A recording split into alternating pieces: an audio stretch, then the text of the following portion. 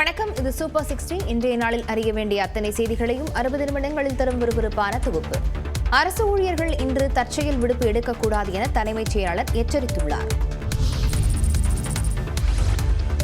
பழைய ஓய்வூதிய திட்டத்தை அமல்படுத்த வலியுறுத்தி அரசு ஊழியர்கள் இன்று தற்செயல் விடுப்பு எடுக்கும் போராட்டம் நடத்தவுள்ள நிலையில் அனைவரும் கட்டாயம் பணிக்கு வர வேண்டும் என்று தலைமைச் செயலாளர் எச்சரிக்கை விடுத்துள்ளார்.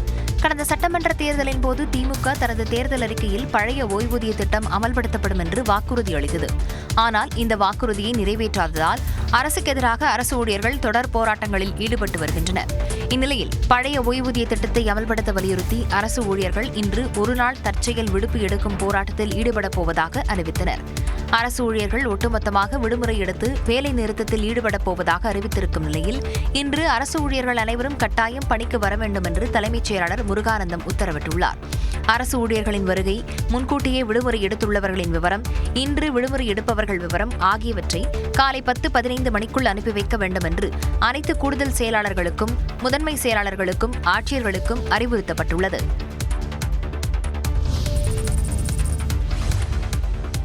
இடைநிலை ஆசிரியர்களுக்கு சம ஊதியம் வழங்கும் கோரிக்கை தொடர்பான 4ஆம் கட்ட பேச்சுவார்த்தை இன்று மாலை 3 மணிக்கு நடைபெறுகிறது.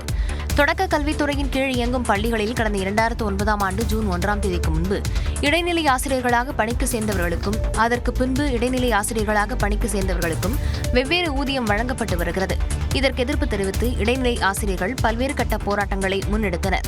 சம வேலை செய்பவர்களுக்கு சம ஊதியம் வழங்க வேண்டும் என்று கோரிக்கை தொடர்பாக அரசுக்கு பரிந்துரை செய்ய 3 பேர் கொண்ட குழு அமைக்கப்பட்டது.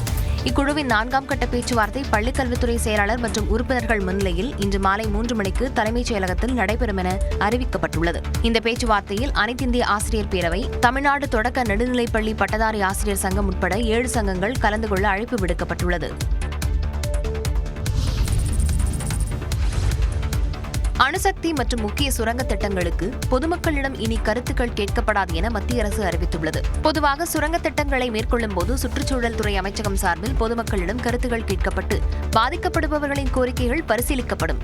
கடந்த 2023ஆம் ஆண்டு திருத்தம் செய்யப்பட்ட சுரங்கங்கள் மற்றும் கனிமங்கள் சட்டத்தில் இடம்பெற்றுள்ள முக்கிய கனிமங்களை வெட்டி எடுப்பதற்கு பொதுமக்களிடம் கருத்து கேட்கும் விதியை மத்திய அரசு நீக்கம் செய்துள்ளது. கனிமங்களின் பற்றாக்குறையை தடுக்கவும் தேச பாதுகாப்பு கருதியும் இந்த முடிவு எடுக்கப்பட்டிருப்பதாக மத்திய அரசு விளக்கம் அளித்துள்ளது. எனவே அணுசக்தி, அரிதான மற்றும் முக்கியமான கனிமங்களை வெட்டி எடுப்பதற்கு இனி பொதுமக்களிடம் கருத்துக்கள் கேட்கப்படாது. மதுரையில் கனமழையால் சில இடங்களில் வீடுகளுக்குள் மழைநீர் புகுந்தது. மதுரையில் கொட்டி தீர்த்த கனமழையால் தாழ்வான பகுதிகளில் மழைநீர் தேங்கி குளம் போல காட்சியளித்தது. மதுரை மாவட்டத்தில் திருமங்கலம், திம்மக்கல், அவனியாபுரம், மாட்டுத்தாவணி உள்ளிட்ட பகுதிகளில் கனமழை வெளுத்து வாங்கியது.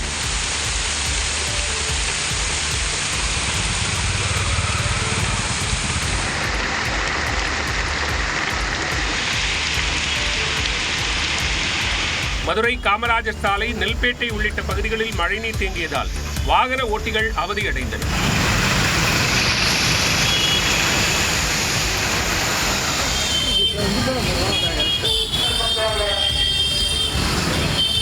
பெரியார் பேருந்து நிலையம், திம்மக்கல், ஆரப்பாளையம் உள்ளிட்ட பகுதிகளில் முழங்கால் அளவிற்கு தண்ணீர் தேங்கியது.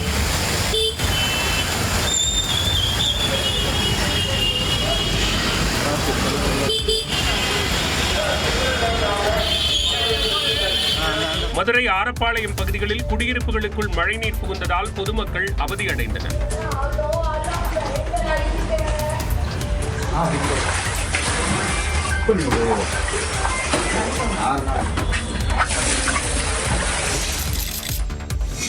தமிழ்நாட்டின் பல்வேறு பகுதிகளிலும் பரவலாக கனமழை வெளுத்து வாங்கியது.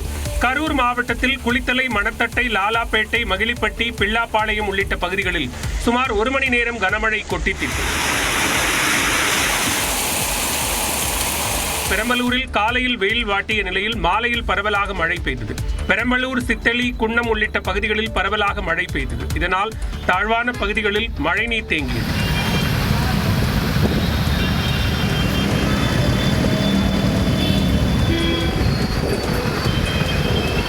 தேனி மாவட்டத்தில் ஆண்டிப்பட்டி, சின்னமனூர், உத்தமபாளையம் சுற்றுவட்டார பகுதிகளில் மழை பெய்ததால் குளிர்ச்சியான சூழல் நிலவியது.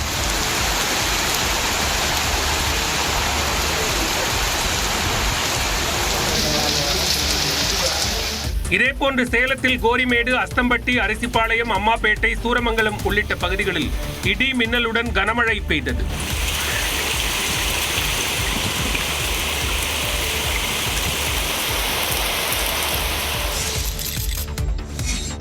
சென்னை மற்றும் புறநகர் பகுதிகளில் மழை பெய்ததால் குளிர்ச்சியான சூழல் நிலவியது. சென்னையில் கோடம்பாக்கம், வள்ளுவர் கோட்டம், நுங்கம்பாக்கம், தியாகராய நகர், சேப்பாக்கம், ராயப்பேட்டை ஆகிய இடங்களில் பரவலாக மழை பெய்தது.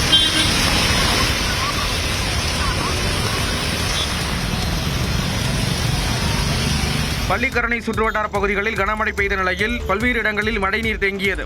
இதனால் பள்ளிக்கரணையிலிருந்து வேளச்சேரி செல்லக்கூடிய பிரதான சாலையில் போக்குவரத்து நெரிசல் ஏற்பட்டதால் வாகனங்கள் அணிவகுத்து நின்றன.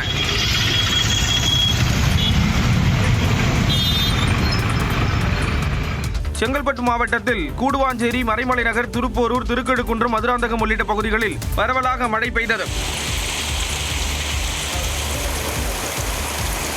திருவள்ளூர் மாவட்டம் திருத்தணியில் கனமழை வெளுத்து வாங்கியது. இதனால் சாலைகளில் மழைநீர் தேங்கியது. முருகன் கோயில் படிக்கட்டுகளில் மழைநீர் பெருக்கெடுத்து ஓடியது.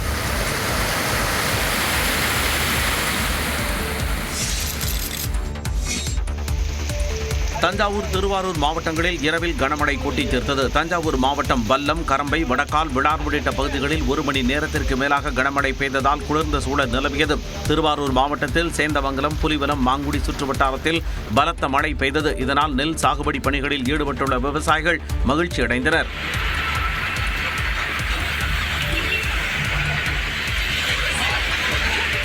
தருமபுரி மாவட்டத்தில் பெண்ணாகரம், அரூர், பாப்பிரெட்டிப்பட்டி, மொரப்பூர் உள்ளிட்ட இடங்களில் 1 மணி நேரத்திற்கு மேலாக கனமழை கொட்டி தீர்த்தது.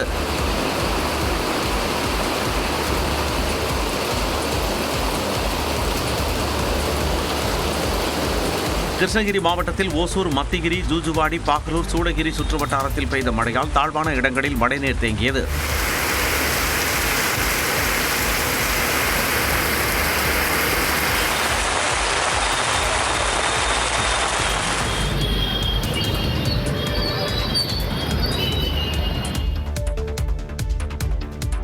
பீகாரை தொடர்ந்து வாக்காளர் பட்டியல் சிறப்பு தீவிர திருத்தப் பணிகளை நாடு முழுவதும் செயல்படுத்த தேர்தல் ஆணையம் திட்டமிட்டுள்ளது.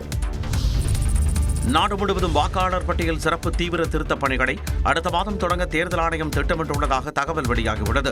பீகாரில் சட்டமன்ற தேர்தல் நெருங்கும் நிலையில் வாக்காளர் பட்டியல் சிறப்பு தீவிர திருத்தத்தை மேற்கொண்ட தேர்தல் ஆணையம் 65 லட்சத்திற்கு மேற்பட்ட வாக்காளர்களின் பெயர்களை நீக்கியது. இதற்கு எதிர்ப்பு தெரிவித்து உச்சநீதிமன்றத்தில் பல்வேறு மனுக்கள் தாக்கல் செய்யப்பட்டுள்ளன. இந்நிலையில் 2026ஆம் ஆண்டு ஜனவரி 1ஆம் தேதியை தகுதி நாளாக கொண்டு நாடு முழுவதும் வாக்காளர் பட்டியல் சிறப்பு தீவிர திருத்தம் மேற்கொள்ள தேர்தல் ஆணையம் திட்டமிட்டுள்ளது. இதனை செயல்படுத்துவதற்கு ஏதுவாக அனைத்து மாநில தலைமை தேர்தல் அதிகாரிகளுடன் தலைமை தேர்தல் ஆணையர் ஞானேஷ்குமார் ஆலோசனை நடத்தினார். வாக்காளர் பட்டியல் சிறப்பு தீவிர திருத்த பணிகளுக்காக தயார் நிலை குறித்து கேட்டறிந்த தலைமை தேர்தல் ஆணையர் வாக்காளர் பட்டியலில் தகுதி வாய்ந்த அனைவரையும் சேர்க்க வேண்டும், வாக்குச்சாவடிகள் ஒவ்வொன்றிலும் 1200 வாக்காளர்கள் மட்டுமே இருக்க வேண்டும் என்பது உள்ளிட்ட பல்வேறு அறிவுரைகளை வழங்கினார். அதைத் தொடர்ந்து பீகார் மாநில சட்டமன்ற தேர்தலுக்கு முன்பாக நாடு முழுவதும் வாக்காளர் பட்டியல் சிறப்பு தீவிர திருத்த பணிகளை மேற்கொள்ள தேர்தல் ஆணையம் முடிவெடுத்துள்ளதாக தகவல் வெளியாகியுள்ளது.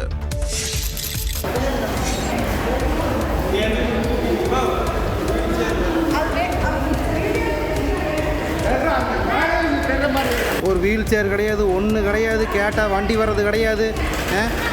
1 மணி நேரமாக மேலே நின்று தூக்கிட்டு வரோம். கோவை அரசு மருத்துவமனையில் வீல் சேரில் அழைத்து செல்ல பணம் கேட்டதாக கூறி தன்னுடைய தந்தையை தோளில் சாய்த்து கொண்டு மகன் இழுத்து சென்ற காட்சிதான் இது. கோவை சௌரிப்பாளையத்தை சேர்ந்த காளிதாஸ் என்பவரின் தந்தைக்கு நீரிழிவு நோய் உள்ளது. இதனால் அவருக்கு காலில் ஏற்பட்ட காயம் சரியாகாததால் பாதம் வரை வெட்டி அகற்ற வேண்டிய நிலை ஏற்பட்டது. இந்நிலையில் கோவை அரசு மருத்துவமனையில் 3வது மாடிக்கு தந்தையை சிகிச்சைக்கு அழைத்து சென்ற காளிதாஸ் அவரை கீழே அழைத்து வருவதற்கு வீல் சேர் கேட்டார். ஆனால் உடனடியாக வீல் சேர் தருவதற்கு 100 ரூபாய் பணம் தர வேண்டும் என்று அங்கிருந்த ஊழியர்கள் கேட்டதாக கூறப்படுகிறது. நீண்ட நேரம் காத்திருந்த காளிதாஸ் ஒரு கட்டத்தில் ஆத்திரமடைந்து 3வது மாடியிலிருந்து தன்னுடைய தந்தையை தோளில் சாய்த்துக் கொண்டு இழுத்தபடியே கீழே வந்தார்.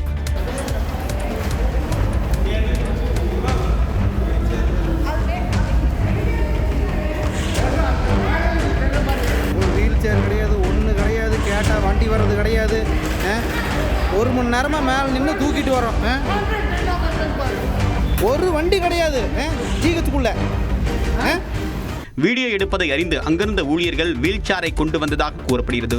இந்த வீடியோ பொதுமக்கள் மத்தியில் கவனம் பெற்ற நிலையில் மருத்துவமனை மேற்பார்வையாளர்கள் எஸ்தர் ராணி, மணிவாசகம் ஆகியோரை 5 நாட்களுக்கு பணியிடை நீக்கம் செய்து மருத்துவமனை முதல்வர் கீதாஞ்சலி உத்தரவிட்டுள்ளார்.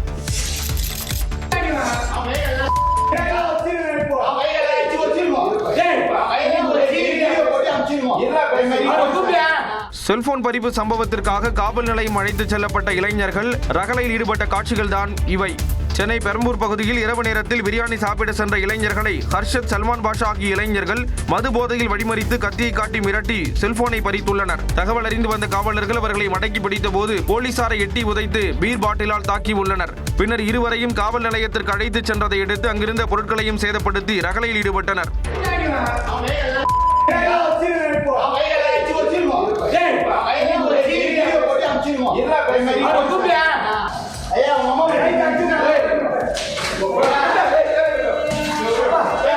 இருவரும் கைது செய்யப்பட்ட நிலையில் சல்மான் பாஷா ஸ்டான்லி மருத்துவமனையில் கைதிகளுக்கான வார்டில் இருந்து தப்பியவர் என தெரிய வந்துள்ளது. நேபாளத்தில் வன்முறையின் போது தப்பியோடிய கைதிகளை பேச்சுவார்த்தை நடத்தி காவலர்கள் சிறைக்கு அனுப்பி வைத்துள்ளனர்.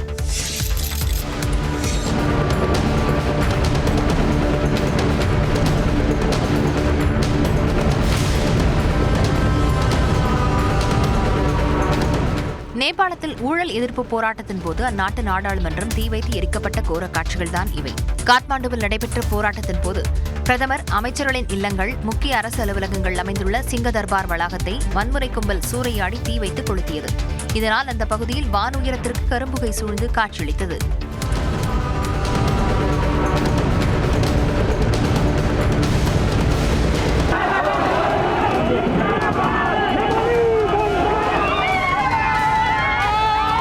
காத்மாண்டுவில் உள்ள ஹில்டன் நட்சத்திர ஹோட்டலையும் வன்முறை கும்பல் தீ வைத்து எரித்தது.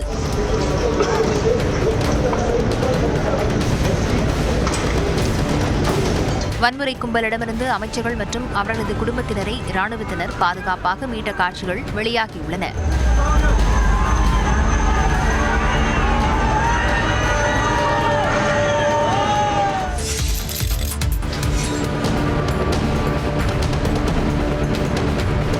நேபாளத்தில் வன்முறை சம்பவத்தை பயன்படுத்தி சிறைகளிலிருந்து 7000 கைதிகள் தப்பியோடியுள்ளனர். நேபாளத்தில் மாணவர்கள் போராட்டம் கட்டுக்கடங்காமல் போனதால் காவல்துறையினர் பாதுகாப்பு பணியிலிருந்து பின்வாங்கினர். இதனை சிறை கைதிகள் தங்களுக்கு சாதகமாக பயன்படுத்திக் கொண்டு தப்பியோடினர். டெல்லி பசார் சிறையிலிருந்து மூட்டை முடிச்சுகளுடன் நூற்றுக்கணக்கான கைதிகள் தப்பியோட முயன்ற நிலையில் அவர்களை இராணுவத்தினர் தடுத்து நிறுத்தினர்.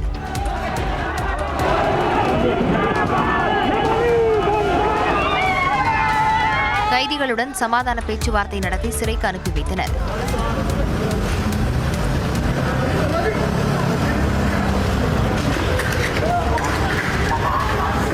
சப்தாரி பகுதியில் உள்ள சிறைக்கு தீ வைத்துவிட்டு கைதிகள் சிலர் தப்பியோடினர். அவர்களை காவல்துறையினர் தேடி வருகின்றனர். இதேபோன்று நாடு முழுவதும் சிறைகளிலிருந்து 7000 கைதிகள் தப்பி இருப்பதாக கூறப்படுகிறது.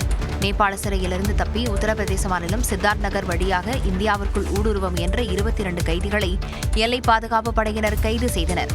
அதைத் தொடர்ந்து இந்தியா நேபாள எல்லையில் துணை ராணுவ படையினர் தீவிர கண்காணிப்பில் ஈடுபட்டுள்ளனர். கலவர பூமியாக காட்சியளிக்கும் நேபாளத்தில் தமிழர்கள் 15 பேர் சிக்கித் தவிப்பதாக வீடியோ வெளியாகியுள்ளது. நேபாளத்தில் அரசுக்கு எதிராக வெடித்த போராட்டத்தால் பதற்றமான சூழல் நிலவி வருகிறது. இதனிடையே தமிழகத்தில் இருந்து மத்திய கைலாஷ் சென்ற 15 பேர் நேபாளத்தில் சிக்கித் தவிப்பதாக தெரிவித்துள்ளனர். தமிழ்நாட்டிற்கு திரும்பி வர தமிழக அரசு நடவடிக்கை எடுக்க வேண்டும் எனவும் வீடியோ வாயிலாக கோரிக்கை விடுத்துள்ளனர். தங்குவதற்கு இடமில்லை, உணவுக்கு இடமில்லை. ஆனால் இத்தனை யாத்திரிகர்களும் இங்கே மிகவும் கஷ்டப்படுகிறோம். தயவு செய்து எங்களை காப்பாற்றி எங்களுடைய தாய் திருநாட்டிற்கு அழைத்துச் செல்லுமாறு உங்கள் பாதம் பணிந்து மன்றிட்டு வேண்டிக் கொள்கிறோம். நன்றி, வணக்கம். நேபாளத்தில் அதிபர் மற்றும் பிரதமர் பதவி விலகியதை அடுத்து இளைஞர்களின் போராட்டம் தணிந்ததால் காத்மாண்டு மெல்ல மெல்ல இயல்பு நிலைக்கு திரும்பியது. நேபாளத்தில் சமூக வலைதளங்களுக்கு தடை விதிக்கப்பட்டதற்கு எதிராக தொடங்கிய போராட்டம் வன்முறையாக வெடித்து ஆட்சியை கவிழ்த்தது. இளம் தலைமுறையின் கட்டுக்கடங்காத போராட்டத்தால் அந்நாட்டு பிரதமர் மற்றும் அதிபர் அடுத்தடுத்து பதவி விலகினர்.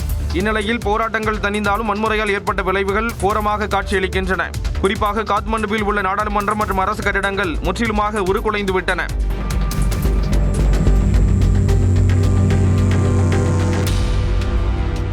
காத்மாண்டுவில் உள்ள நேபாள ஊடகமான கண்டிபூரின் தலைமை கட்டிடத்தில் இருந்து கரும்புகை வெளியேறியது.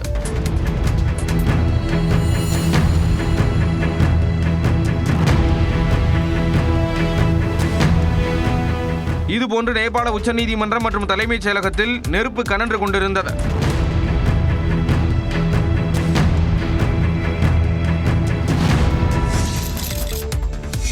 அதிமுக கட்சி ஆம்புலன்ஸில் செல்லும் நிலையில் உள்ளதாக தான் கூறியதை எடப்பாடி பழனிசாமி தவறாக புரிந்து கொண்டதாக துணை முதலமைச்சர் உதயநிதி ஸ்டாலின் விளக்கம் அளித்துள்ளார். உங்களுடைய கட்சி, உங்களுடைய இயக்கமே விரைவில் ஆம்புலன்ஸ் வண்டியில் போகக்கூடிய நிலைமை தமிழ்நாட்டு மக்கள் ஏற்படுத்துவார்கள். எங்களை பார்த்தா ஐசியூவில் இருப்புன்னு சொல்லுகிறீர்கள். எங்கள் உடம்பு வலிமையான உடம்பு. பேசுகின்ற போது நிதானமாக பேச வேண்டும். நீங்க விரைவில் ஐசியூல, நீங்க என்ன, நான் உங்களை சொல்லல, அதிமுகன்ற இயக்கத்தை சொல்ற, ஐசியூல நீங்க அனுமதிக்கப்படுவீங்க. கடைசியில் உங்களை காப்பாற்றுற மருத்துவராகவும் எங்களுடைய தலைவர் தான் வருவார் பாருங்க அப்படின்னு தான் சொன்னேன். முழு மனதோடு சொல்கின்றேன், உள் அன்போடு சொல்கின்றேன், அழுத்தமாக சொல்கின்றேன், உங்க அத்தனை பேருடைய குரலாக சொல்கின்றேன். எதிர்க்கட்சி தலைவர் எடப்பாடி பழனிசாமி அவர்களே, நீங்கள் இன்னும் 100 ஆண்டு காலம் நல்ல உடல் நலத்தோடு மனநலத்தோடு நீங்கள் வாழ வேண்டும். தூத்துக்குடியை தொடர்ந்து ஓசூரில் முதலீட்டாளர்கள் மாநாடு இன்று நடைபெறுகிறது. கிருஷ்ணகிரி மாவட்டம் ஓசூரில் இன்று நடைபெறும் முதலீட்டாளர்கள் மாநாட்டில் முதலமைச்சர் மு க ஸ்டாலின் முன்னிலையில் சுமார் 50,000 பேருக்கு வேலைவாய்ப்பு கிடைக்கும் வகையில் 92 புரிந்துணர்வு ஒப்பந்தங்கள் கையெழுத்தாக உள்ளன. கிருஷ்ணகிரி மாவட்டம் ஓசூர் தள்ளிசாலையில் உள்ள நட்சத்திர விடுதியில் இன்று முதலீட்டாளர்கள் மாநாடு நடைபெறுகிறது. இதனை முதலமைச்சர் மு க ஸ்டாலின் தொடங்கி வைக்க உள்ள நிலையில் அவர் முன்னிலையில் 24,307 கோடி ரூபாய் முதலீடு செய்ய 92 புரிந்துணர்வு ஒப்பந்தங்கள் கையெழுத்தாக உள்ளன. இதன் மூலம் சுமார் 50,000 பேருக்கு வேலைவாய்ப்பு கிடைக்கும் என்று கூறப்பட்டுள்ளது. இதையடுத்து எல்காட் தொழில் பூங்காவில் அமையவுள்ள நிறுவனத்திற்கு முதலமைச்சர் மு க ஸ்டாலின் அடிக்கல் நாட்டுகிறார். பின்னர் ஓசூர் சூளகிரி பேருந்து நிலையம் முதல் தேசிய நெடுஞ்சாலை வரை முதலமைச்சர் மு க ஸ்டாலின் ரோட் ஷோ செல்கிறார். திருச்சி மரக்கடை பகுதியில் தாவேகா தலைவர் விஜய் தேர்தல் பரப்புரை மேற்கொள்ள பல்வேறு நிபந்தனைகளுடன் காவல்துறை அனுமதி அளித்துள்ளது. நாளை மறுநாள் தாவேகா தலைவர் விஜய் தனது முதல் தேர்தல் பரப்புரையை திருச்சியில் இருந்து தொடங்க உள்ளார். அதற்காக முதலில் சத்திரம் பேருந்து நிலையம் பகுதியில் அனுமதி கோரிய நிலையில் காவல்துறையினர் அதற்கு மறுப்பு தெரிவித்துவிட்டனர். பின்னர் காந்தி மார்க்கெட் அருகே உள்ள மரக்கடை பகுதியில் அனுமதி கேட்டபோது பல்வேறு நிபந்தனைகள் விதித்துள்ளனர். குறிப்பாக விஜய் பரப்புரையை முடித்துவிட்டு காந்தி மார்க்கெட் பால் பண்ணை வழியாக அரியலூர் செல்ல வேண்டும் எனவும் ரோட் ஷோ நடத்தக்கூடாது எனவும் தெரிவிக்கப்பட்டது. அதேபோல விஜய் வரும் வாகனத்திற்கு முன்பும் பின்பும் அதிக அளவிலான 2 சக்கர மற்றும் 4 சக்கர வாகனங்கள் வரக்கூடாது என்பன உள்ளிட்ட சுமார் 20 நிபந்தனைகள் தெரிவிக்கப்பட்டன. இந்த நிலையில் நிபந்தனைகள் அனைத்தையும் ஏற்றுக்கொள்வதாக தாவேகாவினர் எழுத்துப்பூர்வமாக தெரிவித்த நிலையில் காவல்துறை அனுமதி அளித்துள்ளது. அதன்படி திருச்சியில் தாவேகா தலைவர் விஜய் 15 முதல் 20 நிமிடங்களுக்குள் தனது உரையை முடித்துக் கொள்வார் என தெரிவிக்கப்பட்டுள்ளது. சொத்து குவிப்பு வழக்கில் அமைச்சர் துரைமுருகன் மற்றும் அவரது மனைவி நேரில் ஆஜராக விலக்கு அளித்து சென்னை உயர்நீதிமன்றம் உத்தரவிட்டுள்ளது. வருமானத்திற்கு அதிகமாக சொத்து குவித்த வழக்கில் அமைச்சர் துரைமுருகன் மற்றும் அவரது மனைவியை வேலூர் நீதிமன்றம் விடுவித்த உத்தரவை சென்னை உயர்நீதிமன்றம் ரத்து செய்தது. மேலும் வழக்கை மீண்டும் விசாரித்த 6 மாதங்களில் முடிக்க வேண்டுமென விசாரணை நீதிமன்றத்திற்கு உத்தரவிட்டது. இந்த வழக்கை சென்னை ஊழல் தடுப்பு சட்ட சிறப்பு நீதிமன்றம் விசாரணைக்கு எடுத்துக் கொண்டது. இந்த வழக்கின் விசாரணையை வேலூர் சிறப்பு நீதிமன்றத்திற்கு மாற்றக்கோரி துரைமுருகன் மற்றும் அவரது மனைவி தரப்பில் மனு தாக்கல் செய்யப்பட்டது. இந்த மனுவை தள்ளுபடி செய்த சிறப்பு நீதிமன்றம் அமைச்சர் துரைமுருகனுக்கு எதிராக வாரண்ட் பிறப்பித்தது. வழக்கை வேலூருக்கு மாற்ற மறுத்ததை எதிர்த்து துரைமுருகன் தரப்பில் சென்னை உயர்நீதிமன்றத்தில் மனு தாக்கல் செய்யப்பட்டது. இந்த மனு நீதிபதி சதீஷ்குமார் முன் விசாரணைக்கு வந்தபோது துரைமுருகன் தரப்பில் ஆஜரான மூத்த வழக்கறிஞர் வில்சன் 2017ஆம் ஆண்டு வழக்கிலிருந்து விடுவிக்கப்பட்ட நிலையில் 2019ஆம் ஆண்டு பிறப்பிக்கப்பட்ட அரசாணையின் அடிப்படையில் வழக்கை சென்னைக்கு மாற்றியது குறித்து கேள்வி எழுப்பினார். மேலும் துரைமுருகனுக்கு எதிராக ஊழல் தடுப்பு சட்ட சிறப்பு நீதிமன்றம் வாரண்ட் பிறப்பித்துள்ளதாகவும் சுட்டிக்காட்டினார்.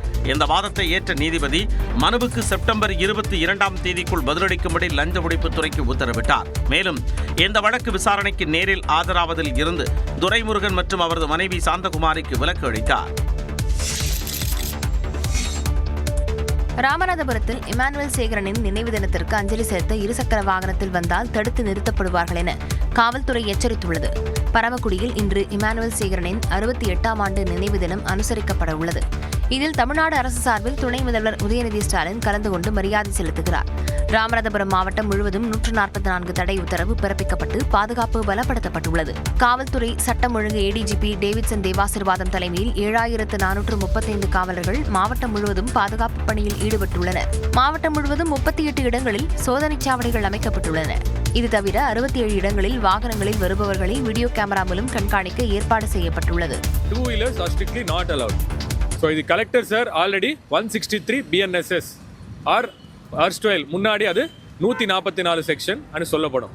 ஸோ அந்த 163 BNSSல எல்லாமே கிளியராக மென்ஷன் பண்ணியிருக்காங்க அந்த ஆர்டரில். ஸோ இன்னைக்கு நாளைக்கு 2 wheelers அலவுடு கிடையாது.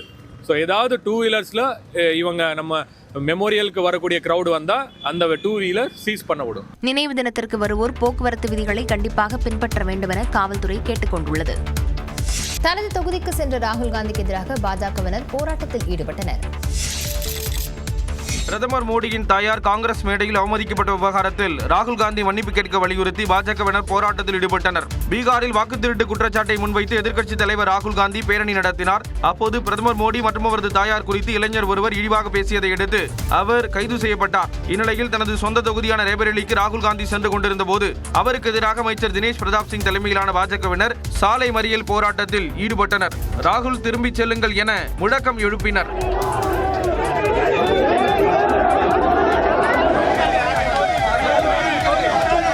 இதையடுத்து ராகுல் காந்தி பாதுகாப்பாக மாற்று வழியில் அனுப்பி வைக்கப்பட்டார். இச்சம்பவத்திற்கு கண்டனம் தெரிவித்துள்ள தமிழ்நாடு காங்கிரஸ் கமிட்டி தலைவர் செல்வ பெருந்தகை சொந்த தொகுதிக்கு செல்லும் வழியில் ராகுல் காந்தியின் பாதுகாப்பு வாகனங்களை பாஜக குண்டர்கள் திட்டமிட்டு நிறுத்தியிருப்பது அரசியல் அராஜகம், பாசிச கொடூரம் என விமர்சித்துள்ளார்.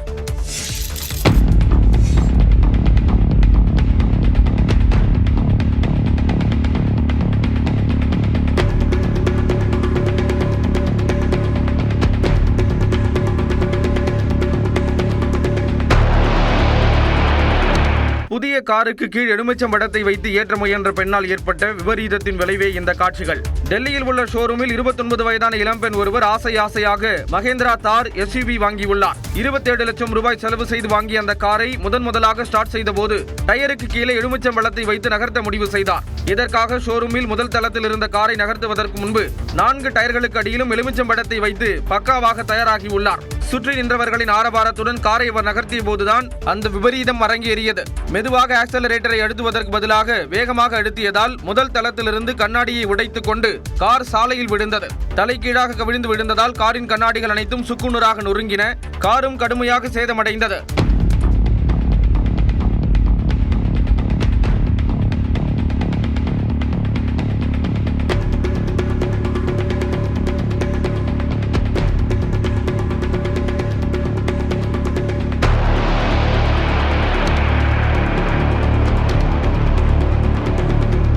இதில் காயமடைந்த அந்த இளம்பெண்ணும் ஊழியர் ஒருவரும் மருத்துவமனையில் அனுமதிக்கப்பட்டுள்ளனர்.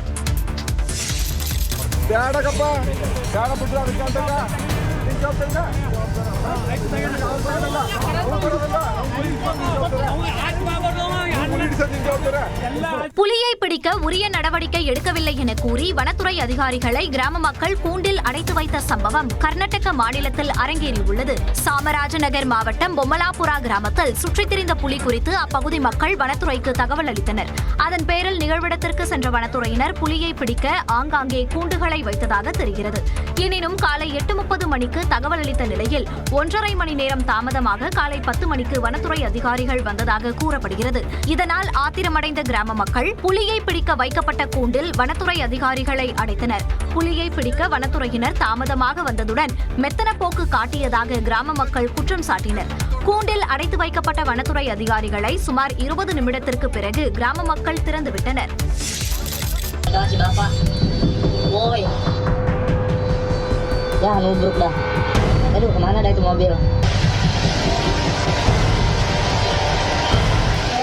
சுற்றுலா தலமாக விளங்கும் பாலி உள்ளிட்ட இந்தோனேஷியாவின் 2 தீவுகளில் கடுமையான வெள்ளப்பெருக்கு ஏற்பட்டது. இந்தோனேஷியாவில் கடமடை வெளுத்து வாங்கியதால் பாலி மற்றும் மாகாண தலைநகர் டென்பசார் முழுவதும் வெள்ளப்பெருக்கு ஏற்பட்டது.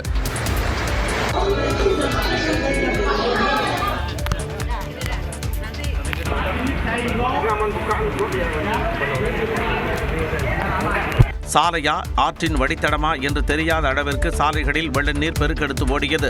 இதில் வாகனங்கள் அடித்துச் செல்லப்பட்டன.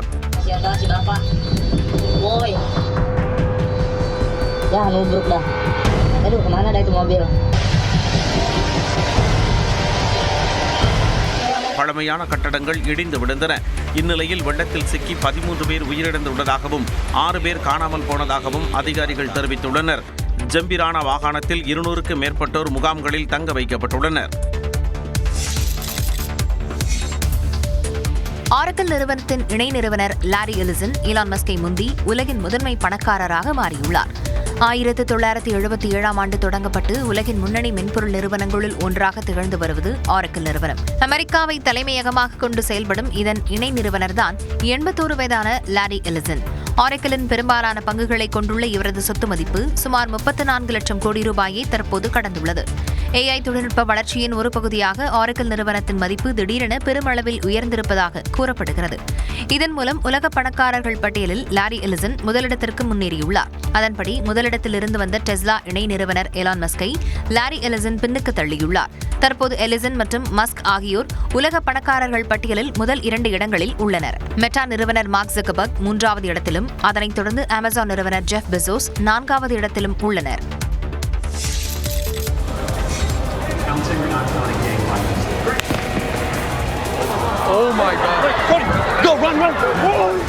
அமெரிக்க அதிபர் டொனால்டு டிரம்பின் ஆதரவாளரான சார்லி கிர்க் நிகழ்ச்சி ஒன்றில் பட்டப்பகலில் சுட்டுக் கொல்லப்பட்ட பதைக்க வைக்கும் காட்சிகளே இவை.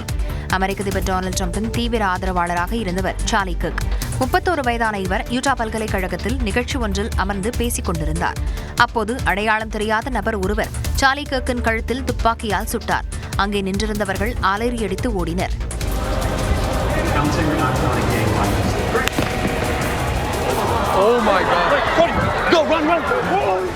சார்லி கிர்க்கின் மறைவுக்கு அமெரிக்க அதிபர் டிரம்ப் இரங்கல் தெரிவித்துள்ளார். அமெரிக்க இளைஞர்களின் இதயங்களை சார்லி அளவுக்கு புரிந்து கொண்டவர்கள் யாரும் இல்லை எனவும் டிரம்ப் தெரிவித்துள்ளார். அமெரிக்காவில் நாடு முழுவதும் ஞாயிற்றுக்கிழமை மாலை வரை தேசிய கொடியை அரைக்கம்பத்தில் பறக்கவிடவும் அதிபர் டிரம்ப் உத்தரவிட்டுள்ளார். சார்லி கிர்க்கை சுட்டுக் கொன்றவர் குறித்தும் கொலைக்கார காரணம் குறித்தும் தீவிர விசாரணை நடைபெற்று வருகிறது. ஆசிய கோப்பை கிரிக்கெட் தொடரை இந்திய அணி வெற்றியுடன் தொடங்கியுள்ளது. ஐக்கிய அரபு அமீரகத்திற்கு எதிரான போட்டியில் வென்ற இந்திய அணி 20 ஓவர் கிரிக்கெட் வரலாற்றில் தனது அதிவேகமான சேசிங் வெற்றியை பதிவு செய்துள்ளது. ஆசிய கோப்பை 20 ஓவர் கிரிக்கெட் தொடரின் நேற்றைய லீக் ஆட்டத்தில் இந்தியா மற்றும் ஐக்கிய அரபு அமீரக அணிகள் மோதின. துபாயில் நடைபெற்ற இப்போட்டியில் முதலில் பேட்டிங் செய்த ஐக்கிய அரபு அமீரகம் இந்தியாவின் பந்துவீச்சை சமாளிக்க முடியாமல் சிக்கி தவித்தது. தொடர்ந்து விக்கெட்டுகளை இழந்த அந்த அணி 13.1 ஓவர்களில் வெறும் 57 ரன்களுக்கு ஆல் அவுட் ஆனது. ஐக்கிய அரபு அமீரக அணியில் 9 வீரர்கள் இரட்டை இலக்க எண்களை தொடவில்லை. இந்திய அணி தரப்பில் குல்தீப் யாதவ் 4 விக்கெட்டுகளும் சிவம் துபே 3 விக்கெட்டுகளும் கைப்பற்றி எதிரணியை சுருட்டினர். பின்னர் எளிய இலக்கை நோக்கி களமிறங்கிய இந்திய அணி வெறும் 4.3 ஓவர்களிலேயே 1 விக்கெட்டை மட்டும் இழந்து இலக்கை எட்டி வெற்றி பெற்றது.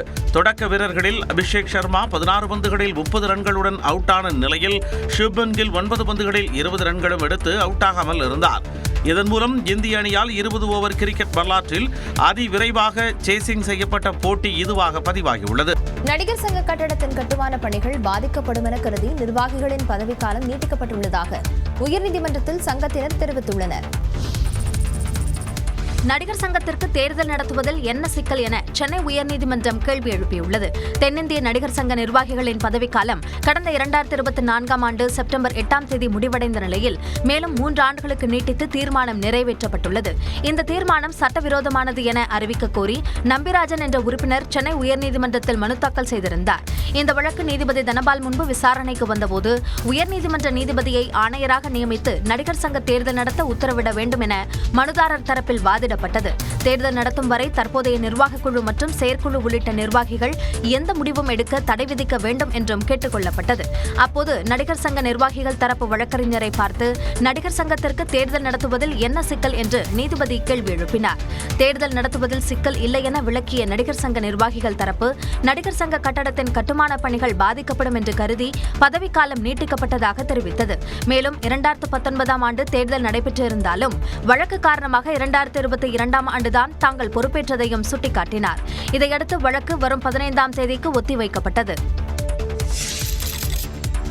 கொடைக்கானல் மலைப்பகுதியில் பெய்த தொடர் மழை எதிரொலியாக வெள்ளி நீர்வீழ்ச்சியில் நீர்வரத்து அதிகரித்தது. ஆர்வரித்து கொட்டும் அருவி முன்பாக நின்று சுற்றுலா பயணிகள் புகைப்படம் எடுத்து மகிழ்ந்தனர்.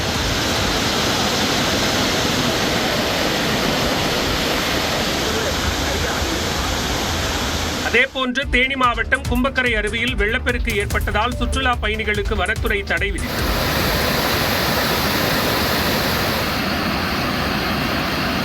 இதனிடையே காவிரி ஆற்றில் நீர்வரத்து வினாடிக்கு 12,000 கனஅடியாக குறைந்ததால் 10 நாட்களுக்கு பின்னர் ஒகேனக்கல் அருவிகளில் குளிக்க சுற்றுலா பயணிகள் அனுமதிக்கப்பட்டனர்.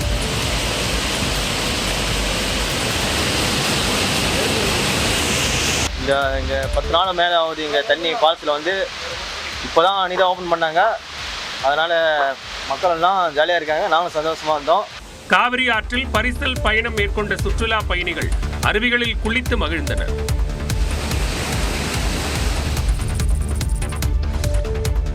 சென்னை எழும்பூர் ரயில் நிலையத்தில் பராமரிப்பு பணிகள் மேற்கொள்ளப்படுவதால் சோழன் மலைக்கோட்டை ரயில்கள் தாம்பரத்திலிருந்து புறப்படும் என அறிவிக்கப்பட்டுள்ளது. சென்னை திருச்சி இடையேயான சோழன் எக்ஸ்பிரஸ் ரயில் நவம்பர் 10ஆம் தேதி வரை காலை 8:12 மணிக்கு தாம்பரத்திலிருந்து புறப்படும். அதே நேரத்தில் மறுமார்க்கத்தில் அந்த ரயில் வழக்கம் போல் சென்னை எழும்பூர் வரை இயக்கப்படும் என அறிவிக்கப்பட்டுள்ளது.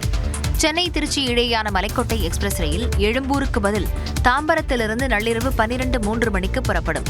மறுமார்க்கத்தில் இயக்கப்படும் ரயில் எழும்பூருக்கு பதில் தாம்பரத்திலேயே நிறுத்தப்படும்.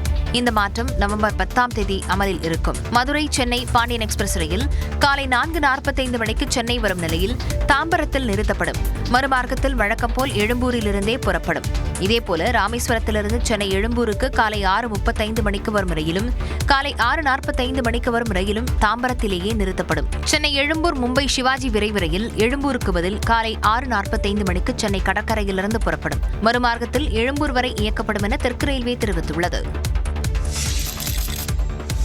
நாமக்கல் மாவட்டம் ராசிபுரத்தில் வழி கேட்பது போல நடித்து செயின் பறிப்பில் ஈடுபட்ட 2 இளைஞர்களை பிடித்து பொதுமக்கள் தர்மடி கொடுத்தனர். ராசிபுரம் கோனேரிப்பட்டி பகுதியைச் சேர்ந்த ராஜா கஜலட்சுமி தம்பதி பூ மற்றும் சாக்கு வியாபாரம் செய்து வருகின்றனர். இவர்கள் செம்மாம்பட்டி பகுதியில் உள்ள கோவிலுக்கு சென்றனர். அணைப்பாளையம் அருகே பைக்கில் வந்த 2 இளைஞர்கள் இவர்களை வழிமறித்து கொல்லிமலைக்கு செல்ல வழிகேட்டதாக தெரிகிறது. அப்பொழுது கஜலட்சுமி அணிந்திருந்த 10 சவரன் தங்கச் சங்கிலியை பைக்கின் பின்னால் அமர்ந்திருந்த இளைஞர் பறித்துள்ளார். நொடி பொழுதில் அந்த இளைஞர்கள் தப்பிய நிலையில் ராஜா தம்பதி கூச்சலிட்டதை கேட்டு அக்கம் பக்கத்தில் இருந்தவர்கள் அந்த இளைஞர்களை பிடித்தனர். பைக்ல உட்கார்ந்திருந்த பின்னாடி அப்படியே கழுத்தை பிடிச்சி இழுத்துட்டான். ஐயோ ஐயோன்னு கத்தி அவன் சட்டையை பிடிச்சி அவன் என்னை தள்ளி விட்டுட்டு ஒரே ஓட்டமா பூந்தடிச்சு 2 பேருமே ஓடியாந்துட்டானுங்க இந்த பக்கமா. அதுதாங்க நான் எல்லாத்தையும் கத்துன்னு கத்தி அவனை பிடிங்கன்னு கத்துனேன். காட்டுக்குள்ள இந்த பக்கமா பூந்து குறுக்க வந்து அந்த அம்மா பிடிச்சி வச்சிருந்திருக்காங்க. பிடிபட்ட இருவரையும் தாக்கிய பொதுமக்கள் அவர்களிடம் அருந்த நிலையில் இருந்த தங்கச் சங்கிலியை பறிமுதல் செய்தனர். அங்கு வந்த போலீசார் இருவரையும் கைது செய்தனர். விசாரணையில் அவர்கள் ஆட்டையாம்பட்டி பகுதியைச் சேர்ந்த பைந்தமிழன் தங்கராஜ் என்பது தெரிய வந்தது. அவர்கள் தொழில் தொடங்கிய நிலையில் அதில் நஷ்டம் ஏற்பட்டதால் செயின் பறிப்பில் ஈடுபட்டதாக வாக்குமூலம் அளித்தனர். அவர்களது 2 சக்கர வாகனத்தை போலீசார் பறிமுதல் செய்தனர்.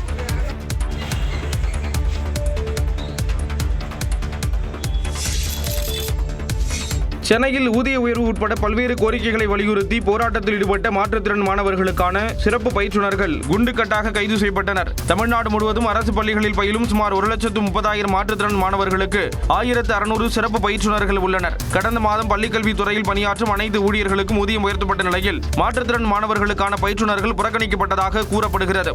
இந்நிலையில் சென்னை நுங்கம்பாக்கத்தில் போராட்டத்தில் ஈடுபட்ட பயிற்றுநர்களை காவல்துறையினர் குண்டுக்கட்டாக கைது செய்தனர்.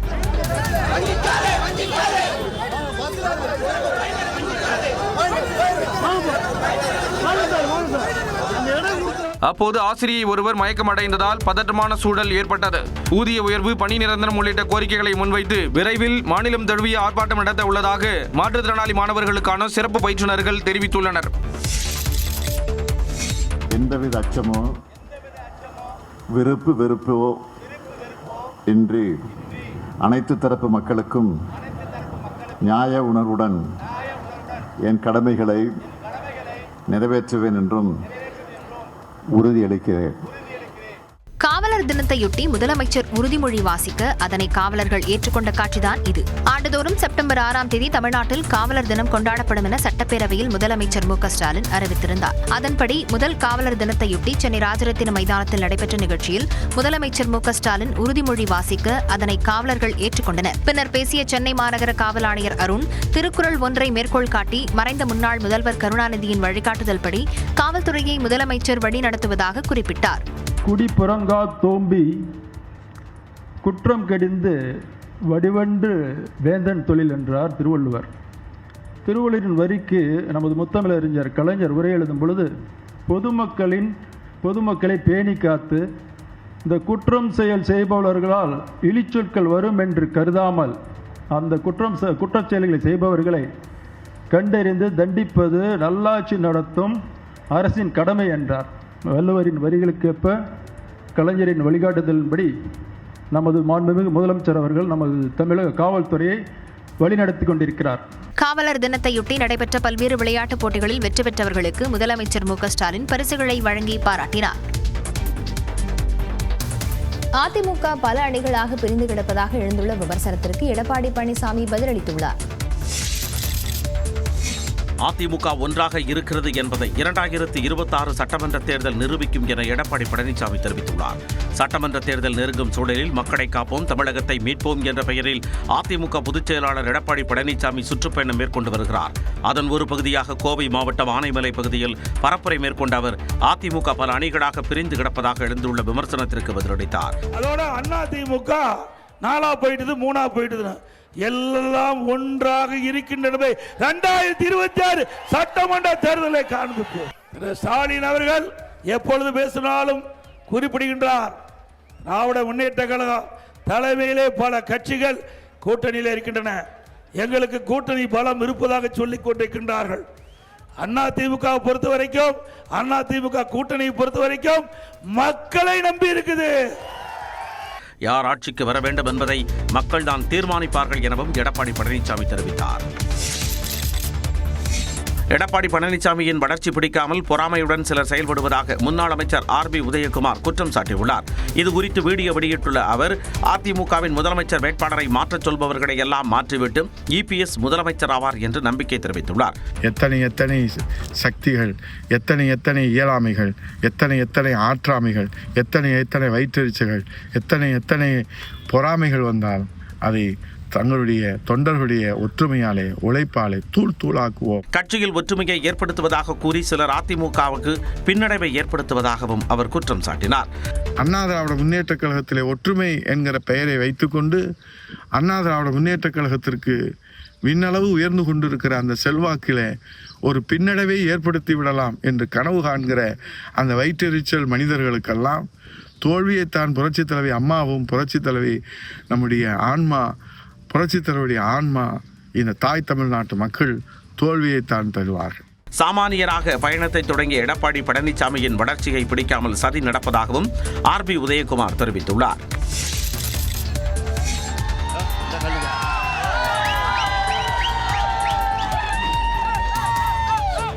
கடந்த திமுக ஆட்சியில் கடலூரில் மருத்துவக் கல்லூரி கட்டவுள்ளதாக அறிவிக்கப்பட்டதாகவும், ஆனால் இன்னும் அமைக்கப்படவில்லை எனவும் கூறி கையில் செங்கல்லுடன் பாமக தலைவர் அன்புமணி விமர்சித்த காட்சிகளே இவை. உரிமை மீட்க தலைமுறை காக்க என்ற பெயரில் சுற்றுப்பயணம் மேற்கொண்டு வரும் பாமக தலைவர் அன்புமணி கடலூர் மாவட்டம் மஞ்சக்குப்பம் பகுதியில் உரையாற்றினார். அப்போது துணை முதலமைச்சர் உதயநிதி ஸ்டாலின் பாணியில் செங்கல்லை கையில் வைத்து நூதனமாக பரப்புரை செய்தார். திமுக கடலூர்ல மருத்துவ கல்லூரி தொடங்குவதற்காக அந்த அடிக்கல் நாட்ட இந்த செங்கல் 10 வருஷமா இவங்களும் பண்ணல. இப்ப 4.5 வருஷமா திமுக வந்து அந்த கல்லை ஏதோ காமிச்சு அரசியல் பண்ணி அந்த கல்லை நான் கண்டுபிடிச்சிட்டேன். இந்த கல்லு தான் லோல் பட்டு இருக்கு. இந்த கல்லு திமுக தனது தேர்தல் வாக்குறுதிகளில் பெரும்பாலானவற்றை நிறைவேற்றவில்லை எனவும் அன்புமணி குற்றம் சாட்டினார். ஆணவ படுகொலைக்கு எதிராக தனி சட்டம் இயற்ற முடியாது என்று முதலமைச்சர் கூறிவிட்டதாக மார்க்சிஸ்ட் கம்யூனிஸ்ட் மாநில செயலாளர் சண்முகம் கவலை தெரிவித்துள்ளார். நெல்லை பாளையங்கோட்டையில் மார்க்சிஸ்ட் கம்யூனிஸ்ட் சார்பில் நடந்த பொதுக்கூட்டத்தில் பேசிய அவர், தமிழகத்தில் பல ஊராட்சிக் குழு தலைவர்களால் தேசிய கொடியை ஏற்ற முடியவில்லை என்றும், அவர்கள் தங்களது இருக்கையில் அமர்ந்து கூட்டம் நடத்த முடியவில்லை என்றும் தெரிவித்தார். மேலும் சாதிய படுகொலைகளை தமிழ்நாடு அரசால் தடுக்க முடியவில்லை என்றும் குறை கூறினார். மாண்புமிகு தமிழ்நாடு முதலமைச்சர் அவர்களை நேரடியாக சந்தித்து இந்த சாதி ஆணவ கொலைகளை தடுப்பதற்கு ஏன் தனி சட்டம் வேண்டும் என்பதற்கான முழுமையான விவரங்கள் அடங்கிய ஒரு விரிவான மனுவை நாங்கள் கொடுத்தோம். இப்படி ஒரு சட்டம் வேண்டும் என்பதை மார்க்சிஸ்ட் கம்யூனிஸ்ட் கட்சி மட்டும் கோரவில்லை. உச்சநீதிமன்றம் சொல்லுகிறது, உயர்நீதிமன்றம் சொல்லுகிறது. வேறு யார் ஐநா சபையிலிருந்து ஏதாவது வர வேண்டுமா? வரும் சட்டமன்ற கூட்டத்தொடரிலேயே ஆணவ படுகொலைக்கு எதிராக தனி சட்டம் நிறைவேற்ற வேண்டும் என்றும் சண்முகம் வலியுறுத்தினார். நீதிமன்ற உத்தரவு அடிப்படையில் வரும் 14ஆம் தேதிக்குள் சென்னையில் உள்ள கட்சிக் கொடி கம்பங்களை அகற்ற வேண்டும் என சென்னை மாநகராட்சி உத்தரவிட்டுள்ளது. தமிழ்நாட்டில் அரசுக்கு சொந்தமான இடங்களில் உள்ள அரசியல் கட்சிகளின் கொடி கம்பங்களை அகற்றுமாறு உயர்நீதிமன்ற மதுரை கிளை உத்தரவிட்டது. இதை எதிர்த்து தொடரப்பட்ட வழக்குகளை விசாரித்த உச்சநீதிமன்றம் உயர்நீதிமன்ற தீர்ப்பை உறுதி செய்தது. அதன் அடிப்படையில் சென்னை மாநகர பகுதிகளில் உள்ள கொடி கம்பங்களை அரசியல் கட்சிகள் வருகிற 14ஆம் தேதிக்குள் அகற்றுமாறு மாநகராட்சி நிர்வாகம் உத்தரவிட்டுள்ளது. மேலும் கட்சி கொடி கம்பங்களை அகற்றுவது தொடர்பாக இன்று முதல் கட்சிகளுக்கு நோட்டீஸ் அனுப்ப முடிவு செய்யப்பட்டுள்ளது. வரும் 14ஆம் தேதிக்குள் கட்சி கொடி கம்பங்களை கட்சிகள் அகற்ற தவறினால் மாநகராட்சி ஊழியர்களை அதனை அகற்றுவார்கள் என்றும் அகற்றுவதற்கான செலவுத் தொகையை நீதிமன்ற உத்தரவுப்படி சம்பந்தப்பட்ட கட்சிகளிடம் வசூலிக்கப்படும் என்றும் மாநகராட்சி நிர்வாகம் தெரிவித்துள்ளது. சென்னையில் 3450 கொடி கம்பங்கள் உள்ள நிலையில் இதுவரை 296 கம்பங்கள் அகற்றப்பட்டுள்ளன.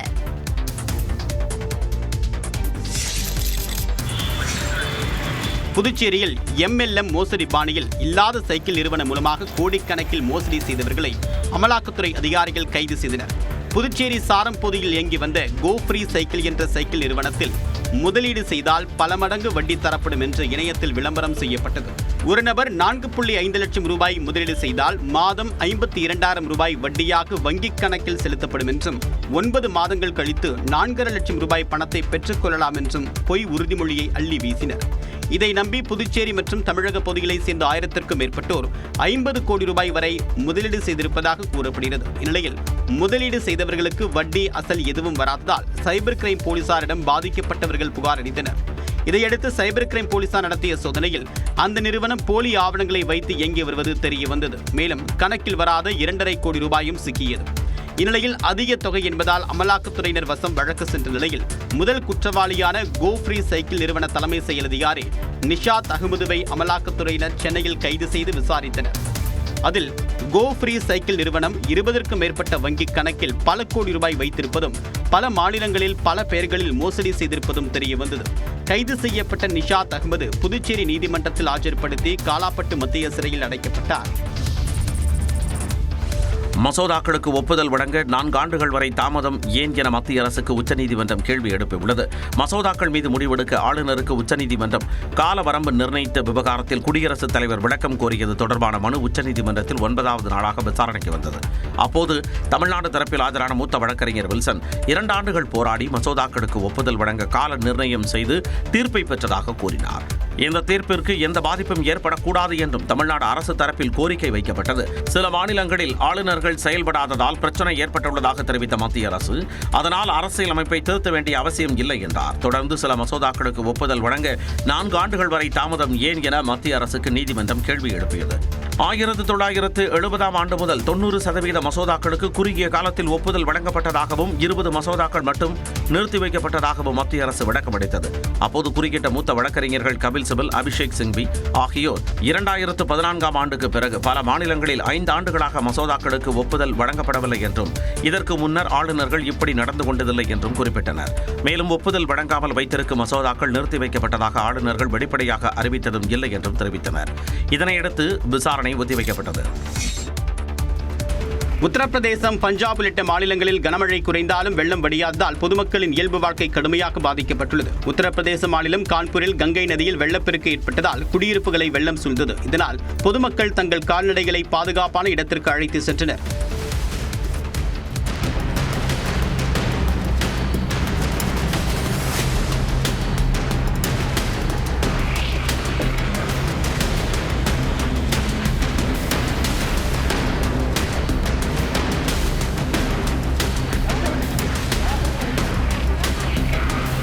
இதேபோன்று பிரயாக்ராஜில் பல்வேறு கோவில்களை வெள்ளம் சூழ்ந்தது.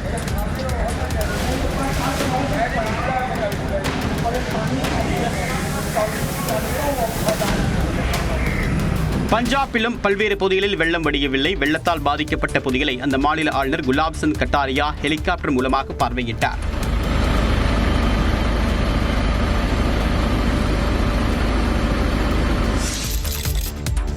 கர்நாடக கர்நாடகாவில் குண்டும் குழியுமான சாலையால் பெண் ஒருவர் உயிரிழந்த நிலையில் தேசிய நெடுஞ்சாலை ஆணையம் மீது வழக்கு பாய்ந்துள்ளது. மங்களூரு அருகே தேசிய நெடுஞ்சாலையில் இருசக்கர வாகனத்தில் சென்ற மாதவி எனும் 44 வயது பெண் சாலையில் இருந்த பள்ளத்தில் நிலை தடுமாறி கீழே விழுந்தார். அப்போது பின்னால் மீன்கள் ஏற்றி வந்த லாரி மோதியதில் சம்பவ இடத்திலேயே மாதவி உயிரிழந்தார். குந்திகானாவில் உள்ள ஒரு தனியார் மருத்துவமனையில் மாதவி பணிபுரிந்து வந்ததும் பணிக்கு சென்றபோது விபத்தில் சிக்கி உயிரிழந்ததும் காவல்துறை விசாரணையில் தெரியவந்தது. கோல் பின்சிட்டி மைதானத்திற்கு அருகில் நிகழ்ந்த இந்த விபத்தில் லாரி ஓட்டுநர் முகமது ஃபரூக்கை போலீசார் கைது செய்தனர். இந்த விவகாரம் குறித்து சிசிடிவி காட்சிகள் இணையத்தில் வைரலானதை தொடர்ந்து மங்களூரு நகர காவல்துறையினர் சாலை பராமரிப்பு மோசமாக இருந்ததே உயிரிழப்புக்கு முக்கிய காரணம் என்று கூறி இந்திய தேசிய நெடுஞ்சாலை ஆணையம் மீது அலட்சியமாக இருத்தல் பிரிவில் புகாரை பதிவு செய்துள்ளனர். கடந்த ஒரு வாரத்தில் 2வது முறையாக இந்த பகுதியில் விபத்து ஏற்படுவதாக பகுதி மக்கள் வேதனை தெரிவிக்கின்றனர்.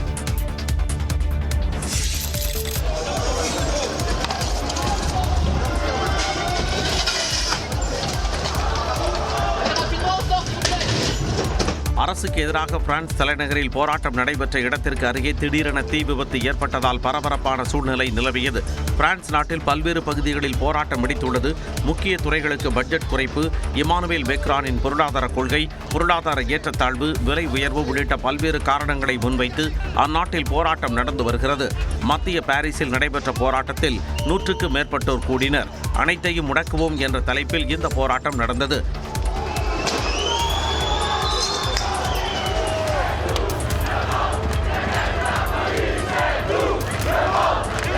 போராட்டம் நடைபெற்ற இடத்திற்கு அருகே உள்ள கட்டடத்தில் திடீரென தீ விபத்து ஏற்பட்டது.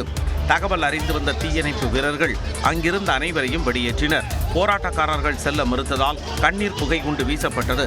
இதில் சிலருக்கு காயம் ஏற்பட்டது.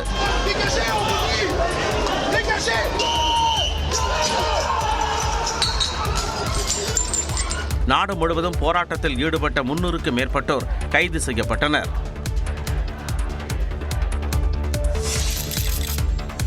நேபாளத்தில் ஏற்பட்ட வன்முறையால் நாடு திரும்பும் இந்தியர்கள் எல்லையில் ஆவணங்கள் சரிபார்க்கப்பட்டு அனுமதிக்கப்பட்டனர்.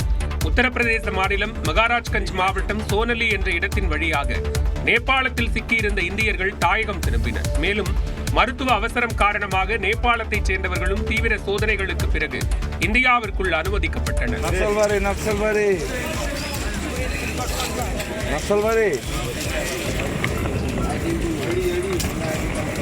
மேற்குவங்க மாநிலம் டார்ஜிலிங்கில் உள்ள பனிதாங்கி வழியாகவும் நேபாளத்தில் இருந்தும் இந்தியர்கள் தாயகம் திரும்புகின்றனர். இந்நிலையில் நேபாளத்தில் மீண்டும் போராட்டம் வெடிக்காமல் இருக்க முன்னெச்சரிக்கை நடவடிக்கையாக ராணுவத்தினரின் ரோந்து பணி தீவிரப்படுத்தப்பட்டுள்ளது. அதே சமயம் இடைக்கால அரசு அமைப்பது தொடர்பாகவும் ஆலோசனை நடைபெற்று வருகிறது.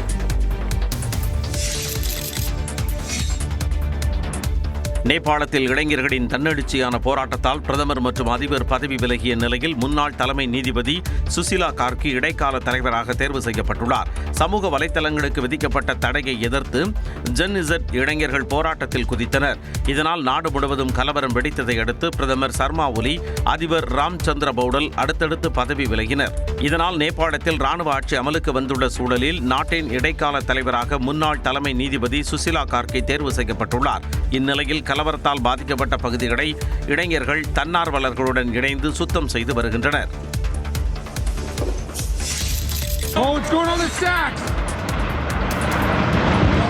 அமெரிக்காவின் கலிபோர்னியா துறைமுகத்தில் நிறுத்தப்பட்டிருந்த ஒரு கப்பலில் இருந்து கண்டெய்னர்கள் கடலில் விழுந்ததால் துறைமுக நடவடிக்கைகள் நிறுத்தப்பட்டன.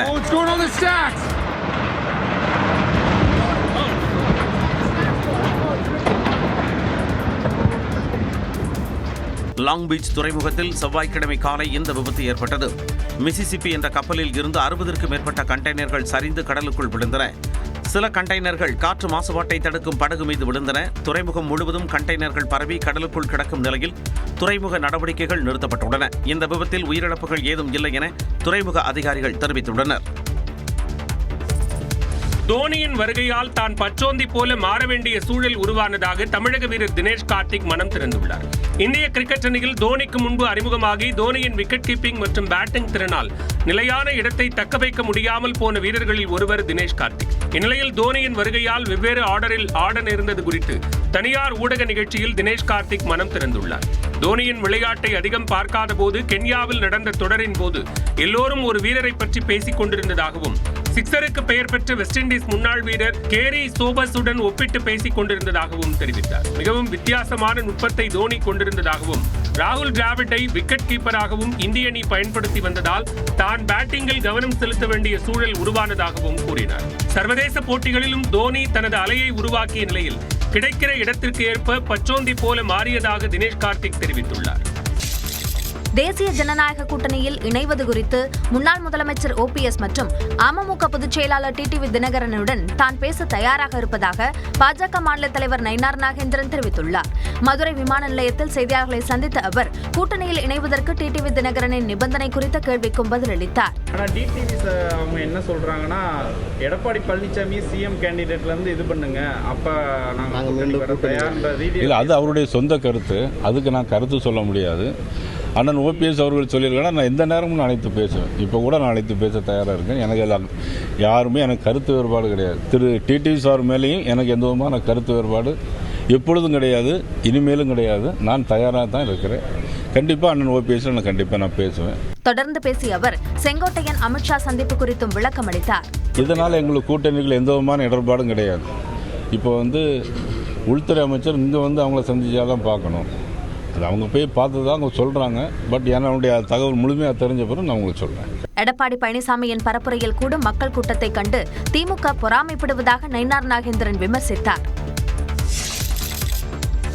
டெல்லியில் அமித்ஷாவை செங்கோட்டையன் சந்தித்ததன் மூலம் அவர் பின்னால் பாஜக இருப்பது உறுதியாகியுள்ளதாக கூறிய விசிக தலைவர் திருமாவளவன் இது அதிமுகவிற்கு நல்லதல்ல என்றார். சென்னை விமான நிலையத்தில் செய்தியாளர்களிடம் பேசிய அவர் குடியரசு துணைத் தலைவர் CP ராதாகிருஷ்ணனுக்கு வாழ்த்து தெரிவித்தார். அம்பேத்கர் மீது மதிப்பு கொண்ட CP ராதாகிருஷ்ணன் அவர் எழுதிய அரசியலமைப்பு சட்டத்தை பாதுகாத்திட வேண்டும் என கேட்டுக் கொண்டார். தொடர்ந்து பேசிய அவர் அதிமுகவை பாஜக கபலீகரம் செய்வதை அக்கட்சி தொண்டர்கள் உணரத் தொடங்கியுள்ளதாக கூறினார். திரு எடப்பாடி பழனிசாமி அவர்களால் நீக்கம் செய்யப்பட்ட ஒருவரை அமித்ஷா அவர்களும் நிர்மலா சீதாராமன் அவர்களும்